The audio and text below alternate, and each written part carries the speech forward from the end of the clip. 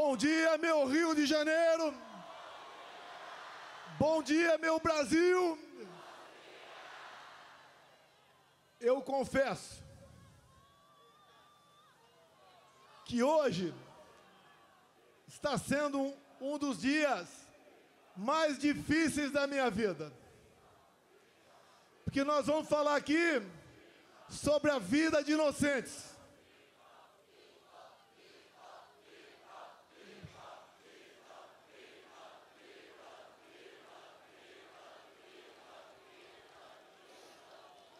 Nós vamos falar sobre a vida de inocentes, sobre a vida de pessoas que estão sendo injustiçadas.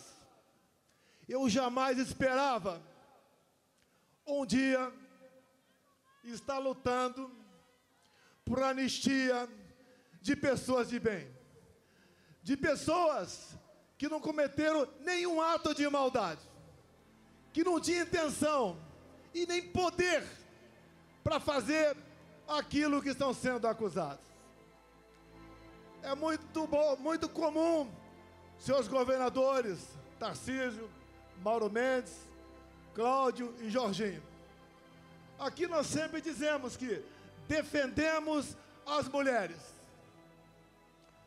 Qualquer coisa contra uma mulher é uma polêmica enorme no Brasil. E, obviamente, mais que a defesa, devemos ter consideração com as mulheres. E olhem só, eu vou citar o nome de 5 mulheres aqui. A primeira, Débora dos Santos, está 2 anos em prisão preventiva. Está sendo julgada nesse momento em plenário virtual. Todo mundo está esperando mais uma condenação, com uma pesada pena. Eu peço a Deus que isso não ocorra. Temos também a senhora Valdete Ferreira, 73 anos de idade. Condenação, Cláudio Castro, 11 anos de cadeia. Temos também a senhora Iraci Naguchi, 71 anos de idade. Condenação, Tarcísio, 14 anos de cadeia. Temos aqui de Santa Catarina, Jorginho, a senhora Fátima de Souza, 67 anos de idade. Condenação, 17 anos de cadeia. E a última aqui, eu cito Mauro Mendes, que é de Mato Grosso, mas a senhora do Ceará, senhora Francisca Ildete, 62 anos de idade. Condenação, 13 anos de cadeia. E mais dezenas de condenações. Homens, avós, jovens mulheres, mães que acordam e dormem sem dar um beijo nos seus filhos, como faltou aqui agora, como havia combinado com o Bruno Scheid, trazer uma senhora de Ji-Paraná, Rondônia. Essa senhora tem 6 filhos, o mais velho 10 anos, o mais novo 10 meses, o marido um caminhoneiro, que chegou num frete de Rondônia, naquele fatídico domingo de 8 de janeiro, lá em Brasília. Tomou um banho e foi para a esplanada. Acabou sendo pego. Condenação, 14 anos de cadeia. Essa senhora com 6 filhos teve seus vencimentos como servidora de Rondônia bloqueados. Vive de favores. E esse homem está foragido. Talvez esteja na Argentina com dezenas de outros patriotas. Eu jamais pude imaginar um dia na minha vida que teríamos refugiados brasileiros mundo afora. Até há poucos anos, A gente não sonhava em passar por uma situação como essa. E estamos passando.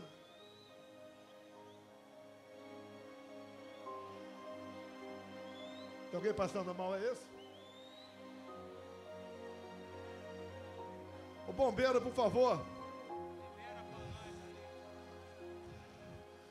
Aquela semana que está em pé ali, levantando a mão, tem uma pessoa que está passando mal ali, por favor.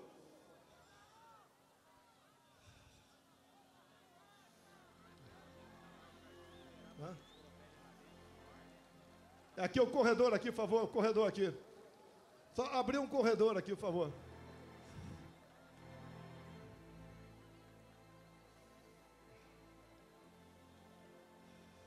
Ok?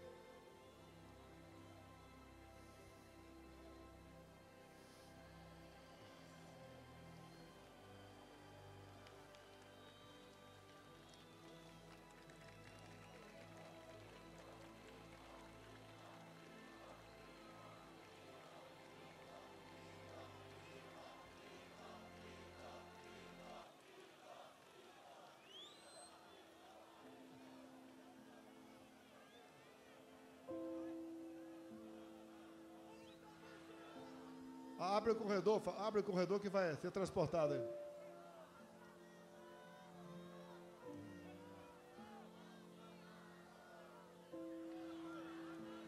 Ok? Posso continuar?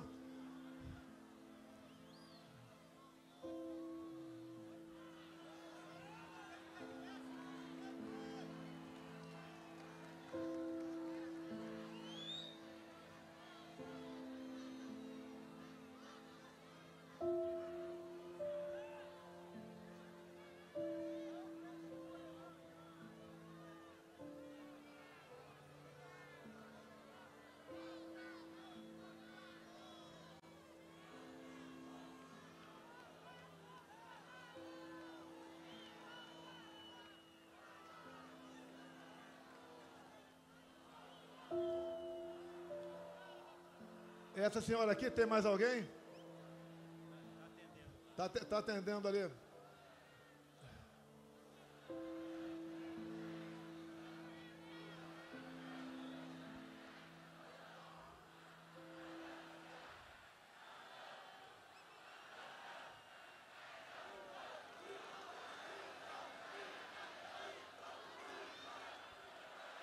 Está sendo atendida aí, posso continuar?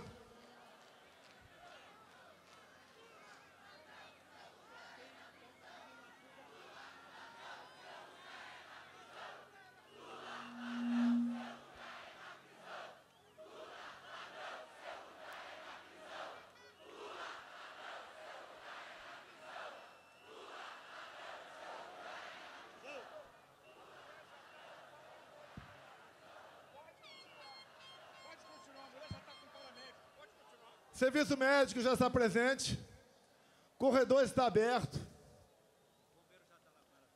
Bombeiro já está ao lado do colega que está passando mal. Vamos continuar. Se precisar, eu paro. Uma pessoa é importante para nós. Vida e liberdade se confundem. E entendo que a liberdade é tão importante quanto a própria vida. Que uma pessoa sem liberdade não vive. Essas pessoas, essas senhoras, já idosas, todas mais novas do que eu. Porque na sexta-feira agora, eu chego nos meus 70 anos de idade, se Deus quiser. 70 anos bem vividos. Algumas tribulações, mas a satisfação e a consciência de estar ajudando o seu país a sair da escuridão. Essas pessoas que eu citei aqui, senhoras idosas, acusações, entre outras, dano qualificado. Elas têm força para quebrar alguma coisa? Tem alguma imagem de uma delas quebrando alguma coisa? Por que nós sabemos que a pena tem que ser aplicada a quem realmente cometeu aquele dano? Uma outra, associação criminosa armada. Essas senhoras, foi encontrada alguma arma com alguém no dia 8 de janeiro de 23? Uma outra, golpe de Estado. Como disse há poucas semanas no programa Roda Viva, ministro da Defesa José Múcio, golpe de Estado é o povo, Forças Armadas e uma liderança.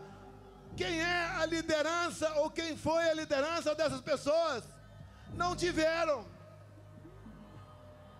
Foram atraídas para uma armadilha. Até o presidente da República, que costuma acordar tarde durante a semana, acordou cedo domingo e foi para Araraquara. Outro dia conversei com um colega de Israel. Ele falou: que golpe foi esse que o Mossad não ficou sabendo? Quando se há uma tentativa dessa natureza pelo mundo, em poucos minutos, o mundo todo toma conhecimento.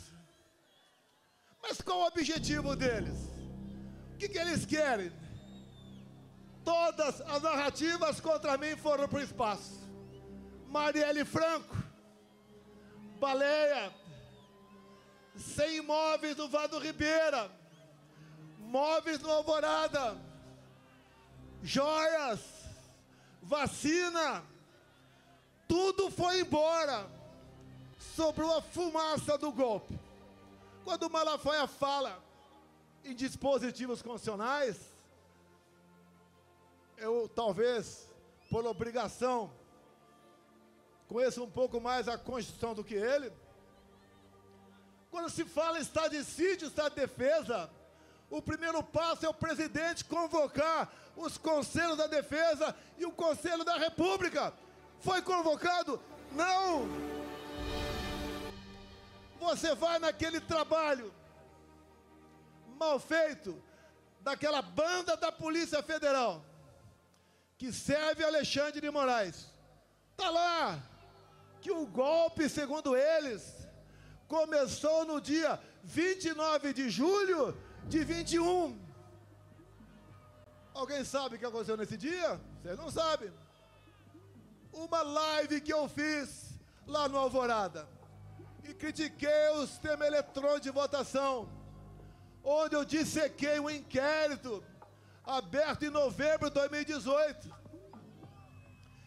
Inquérito que até hoje está em aberto. Inquérito esse que eu mostrei para os embaixadores, que no dia seguinte o Alexandre de Moraes classificou esse inquérito como confidencial, ou seja, secreto. Secreto por quê? Qual é a alma da democracia?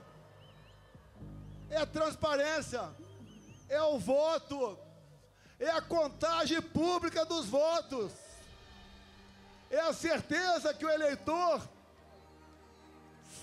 chega de dizer que votou em tal pessoa, o voto foi para aquela pessoa. Eu não estenderei muito não, que o Malafaia tecnicamente se comportou como um brilhante advogado aqui, apesar de ele não ser. Eleições de 22, a gente arrastava multidões pelo Brasil. Foi aqui no 7 de setembro, tinha mais gente do que agora. Fazíamos motocicletas pelo Brasil todo. São Paulo, segundo lá a Polícia Militar, batendo 300 mil motos. Foi em Santa Catarina, foi em Mato Grosso, foi no Brasil todo. O agro estava quase 100% fechado conosco.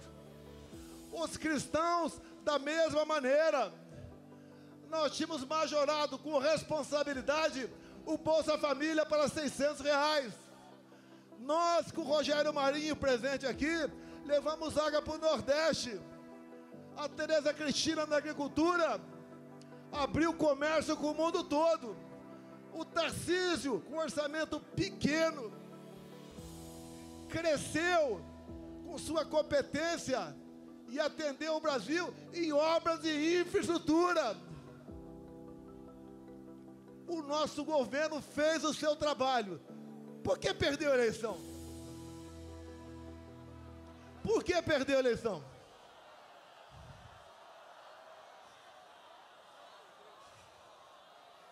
Será que a resposta está no inquérito 1361, secreto até hoje? Eu cometo um crime, tranquilo, se a Rede Globo de televisão me convidar para, a exemplo do que tive no Flow agora, 3 horas ao vivo, Rede Globo, 3 horas ao vivo, vocês perguntem o que bem entender. Eu quero 30 minutos para falar do Brasil, mas pergunte o que bem entender. E eu abro esse inquérito secreto ao vivo na TV Globo. Não sei se meus advogados conseguirão esse inquérito, mas se a divulgação do inquérito foi o início do golpe, o povo tem que saber o que está nesse inquérito.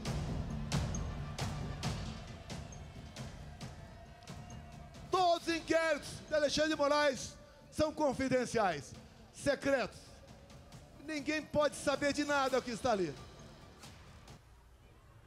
Ele começou a investigar o presidente da República em julho de 21. A PF não pode investigar o presidente. E não tinha um fato definido. Era um inquérito secreto, originário daquele outro, do fim do mundo. Nos acompanhava 24 horas por dia. O que eles queriam com isso? Minar a presidência da República. Não queriam que a gente continuasse. E houve sim mão pesada do Alexandre de Moraes por ocasião das eleições de 22. Por exemplo, segundo decisão dele, eu não podia mostrar a imagem do Lula defendendo o aborto. Eu não podia botar a imagem do Lula defendendo ladrões de celular, dizendo que isso era para tomar uma cervejinha. Eu não podia mostrar a imagem do Lula com ditadores do mundo todo. Eu não pude mostrar o Lula em 2009 no Irã defendendo o enriquecimento de urânio para aquele país e o Lula dizendo que era para fins pacíficos. E nós sabemos, o que o Irã sempre quis foi varrer Israel do mapa. Eu não pude mostrar imagens do 7 de setembro. Eu não pude mostrar imagens do cortejo fúnebre da rainha da Inglaterra. Eu não pude mostrar trechos das minhas falas por ocasião da ONU.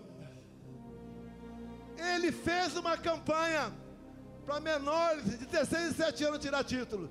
E essa garotada dessa faixa etária, a tendência é sempre votar na esquerda. Mais de 4 milhões de votos aí. Pelo menos 2 milhões para o outro lado. Nos foi retirado 1,5 milhão de inserções de rádio por ocasião das eleições. O outro lado podia fazer tudo. Me chamava de misógino, de fascista, de nazista, até de pedófilo os caras me chamaram. De assassino da Marielle Franco. Podia tudo. E nós vimos de uma pandemia e de uma guerra. E nós demos tudo pelo Brasil. Se não fosse a excelente qualidade dos meus ministros e teus assessores, o Brasil tinha afundado na economia. Mas foi diferente. Atendemos os mais humildes com auxílio emergencial. Compramos 600 milhões de doses de vacina para quem quis tomar. Não exigi de ninguém, não cobrei cartão vacinal. E o mundo está vendo agora o que foi aquele período, em especial, um relatório do Congresso americano de 500 páginas sobre o assunto. A verdade dói e pode tardar, mas ela não falha. Essas pessoas que estão presas, homens e mulheres, idosos, jovens mães, esse é o motivo desse nosso encontro aqui hoje em Copacabana. Mas o que eles querem no final das contas? Como o ministro disse há pouco tempo, nós derrotamos o bolsonarismo. O que eles querem? Como viram que a questão da inelegibilidade dá para ser alterada, afinal de contas, me tornaram inelegível por quê? Pegaram dinheiro na minha cueca? Alguma caixa de dinheiro no meu apartamento? Algum desfalque estatal? Porque me reuni com embaixadores. E a outra, porque subi no carro de som do Silas Malafaia. A primeira, abuso de poder político. Não ganhei nenhum voto com aquilo. A outra, abuso de poder econômico. Não gastei nenhum centavo com isso também. O que eles querem? É uma condenação. Se é 17 anos para as pessoas humildes, é para justificar 28 anos para mim. Não vou sair do Brasil. A minha vida estaria muito mais tranquila se eu estivesse do lado deles. Infelizmente, quem prejulga e julga e faz maldade contra o povo, não posso estar do lado dessas pessoas. Escolhi o lado mais difícil, o lado do meu povo brasileiro. Não tenho obsessão pelo poder. Eu tenho paixão pelo meu Brasil. Se algo na covardia acontecer comigo, continue lutando. O que eles querem aqui no Brasil é fazer igual a Venezuela. Lá foi implementado o voto impresso por pressão do governo Biden. E a primeira vez que teve eleições com voto impresso lá na Venezuela, o que aconteceu? Primeiro, o Maduro tirou da sua frente a sua oposição. Tornou Maria Corina e Capriles inelegíveis por 15 anos.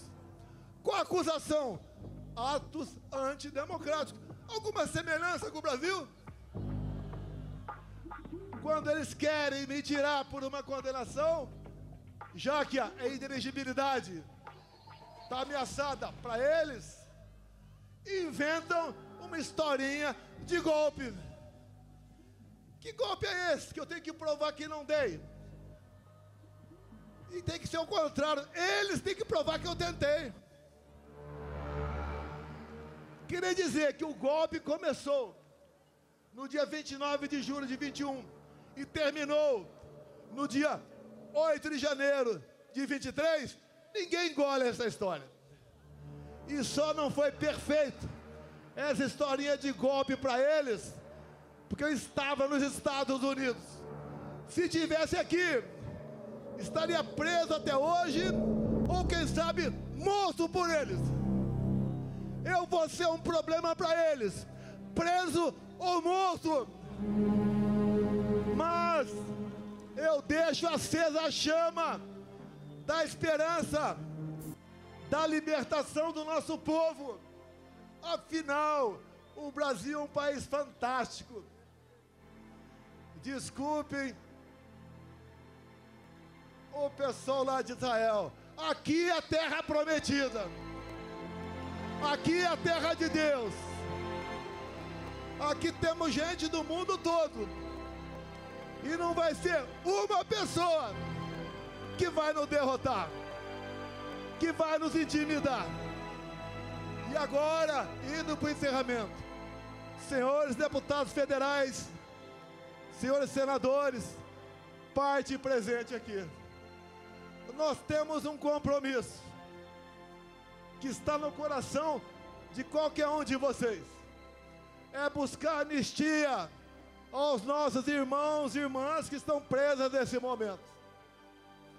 Não podemos entender que continuemos tendo órfãos de pais vivos pelo Brasil. Não existe maldade maior do que essa. Hoje, por levantamento, já temos voto suficiente para aprovar na Câmara. Como disse aqui Rodrigo Valadares, lá de Sergipe, que é o relator dessa proposta, e também o sócio de Cavalcante, que é o líder do nosso partido lá na Câmara. Nós seremos vitoriosos. Nós veremos aparecer a justiça, se não é para aquele outro poder que existe para isso, pelo poder legislativo, que até o Lula vete. Nós derrubaremos o veto. Agora, por que a esquerda está contra a anistia? Já que eles, ao longo da história, sempre foram beneficiários de anistia. Como disse há pouco tempo, editorial, o jornal O Estado de São Paulo. Se tirar das mãos do PT a falsa bandeira de defesa da democracia, o PT não existe. Não tem o que apresentar para vocês. Nem para alimentar o pobre, que eles sempre disseram que a nossa meta é dar comida para o pobre, nem isso tem mais. Pesquisas, acreditem ou não, lá no Rio Grande do Norte, eu estou na frente do Lula.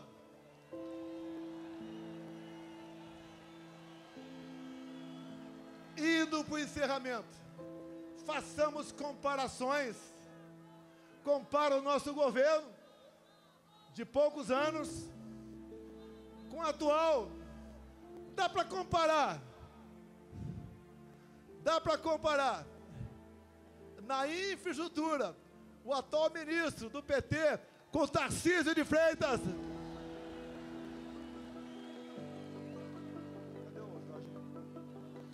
Dá para comparar aquele ministro taradão, quem diria, ministro dos Direitos Humanos.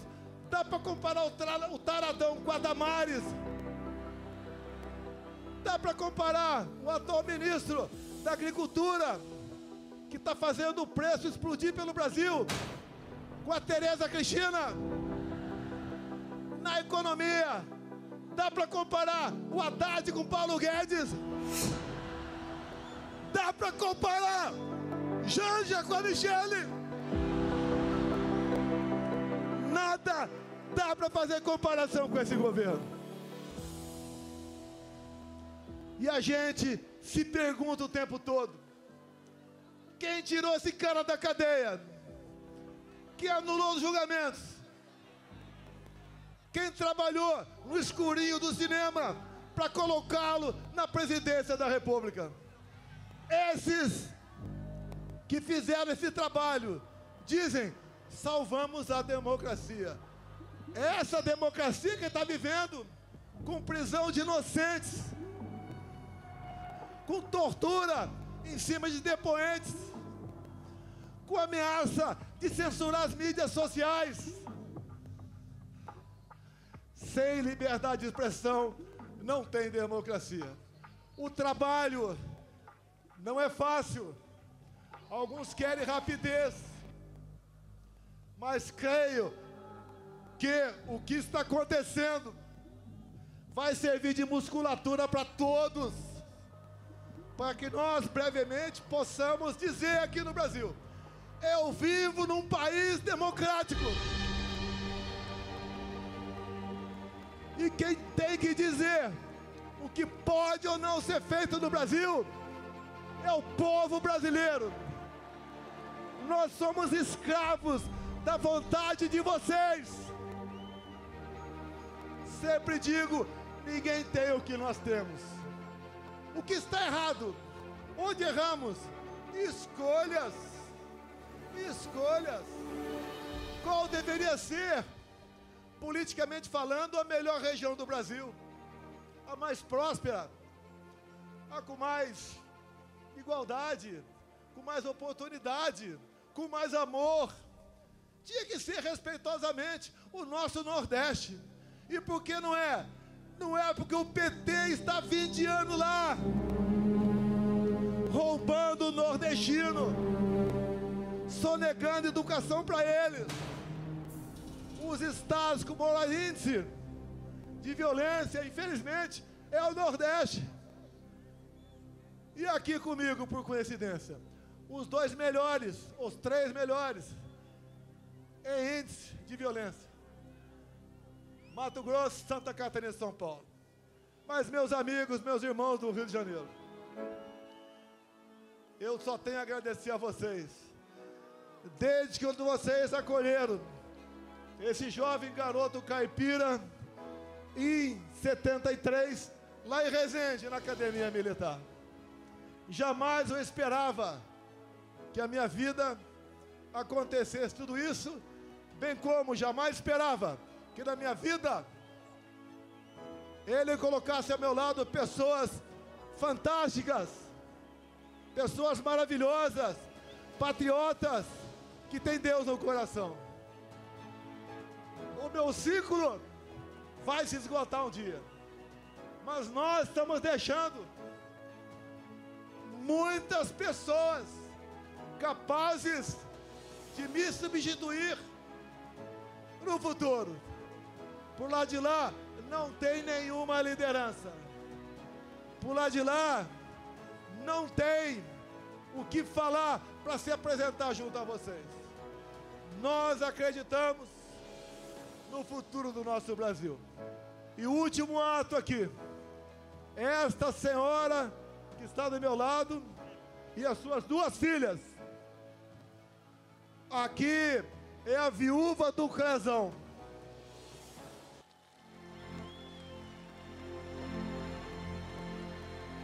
Ao seu lado aqui as 2 filhas. Uma família que tendo em vista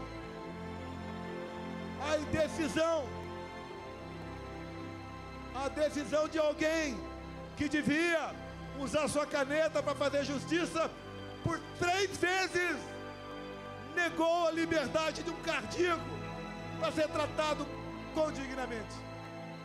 O Crezão acabou falecendo dentro do presídio em Brasília. É inadmissível isso daí. E por uma questão pessoal, luta pelo poder. Eles não derrotaram, nem derrotarão o bolsonarismo.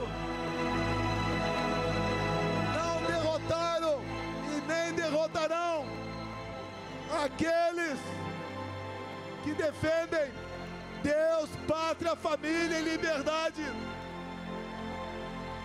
Nós estamos mais fortes. E peço a vocês, por ocasião das eleições do ano que vem, me deem 50% da Câmara e 50% do Senado, que eu mudo os destinos do nosso Brasil.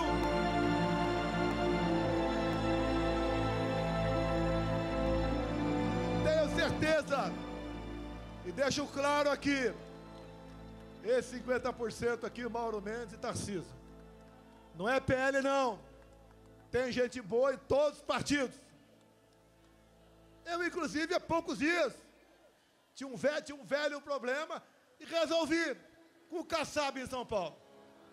Ele está ao nosso lado, com a sua bancada, para aprovar a anistia em Brasília. Todos os partidos estão vindo. população cada vez mais está consciente da maldade que foi e que está sendo com os presos de 8 de janeiro. Vai ser uma data para ser esquecida para sempre. As marcas perdurarão para sempre, mas uma data para ser esquecida, ou conhecida por uma minoria que, usando o poder da sua caneta, tentou jogar o Brasil nos braços de uma ditadura que vocês sabem como ela começa e como ela termina. Ainda dá tempo. O Brasil precisa de cada um de vocês. No próximo dia 6, estaremos na Paulista, em São Paulo. Depois iremos para o Nordeste. Talvez Aracaju, do deputado relator. E assim, nós vamos ganhando força. E com a verdade ao nosso lado, vamos mostrando que o Brasil tem sim de verdade. E dizer àqueles que não gostam de mim, lá de Brasília: eleições sem Bolsonaro é negar a democracia no Brasil. Se eu sou tão ruim assim, me derrote. E uma esperança para nós: o TSE, Tribunal Superior Eleitoral, por ocasião das eleições do ano que vem, será um tribunal isento, diferente daquele que conduziu as eleições em 2022. Muito obrigado a todos vocês. Obrigado a Deus pela minha segunda vida. Obrigado a esse povo maravilhoso que cada vez mais se interessa por política, que cada vez mais fala em valores e princípios. Para esse povo que está mudando o destino do nosso Brasil. Muito obrigado. Brasil acima de tudo. Brasil acima de tudo.